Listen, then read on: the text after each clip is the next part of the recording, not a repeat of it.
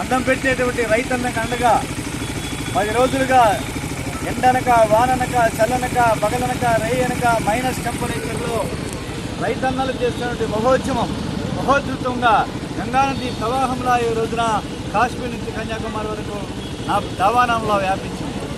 ఇవాళ ఏ పార్లమెంటులో అయితే మన రాష్ట్రంలో అధికార ప్రతిపక్ష పార్టీలు బిల్లులు సమర్థిస్తూ మాట్లాడారో ఇవాళ 2 పార్టీలు కూడా రైతుల ఉద్యమానికి తలవంతిగా తప్పలా. మోడీ నువ్వు కూడా తలవంతిగా తప్పదని చెప్పి నేను హెచ్చరిస్తున్నా.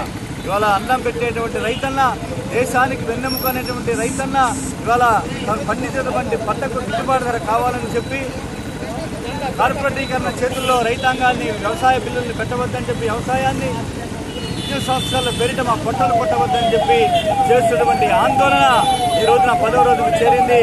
ఈ సందర్భంగా తెల్లవారుజాము 5 గంటల నుంచే బస్టాండ్ దగ్గర నుంచి కూడా మేము ఇబ్బందులు నిర్వహిస్తున్నాం.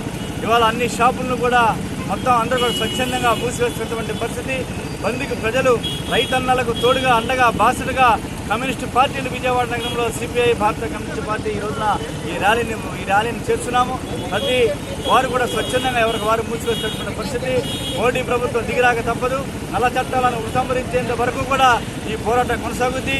విజయవాడ నగరంలో కూడా భవిష్యత్తులో రేపు 9వ తారీఖు చర్చలు వైఫల్యం చెందితే పెద్ద ఎత్తున కమ్యూనిస్టు పార్టీ రైతన్నలకు అండగా ఉద్యమిస్తుందని చెప్పేసి మోడీ ప్రభుత్వాన్ని హెచ్చరిస్తున్నాం.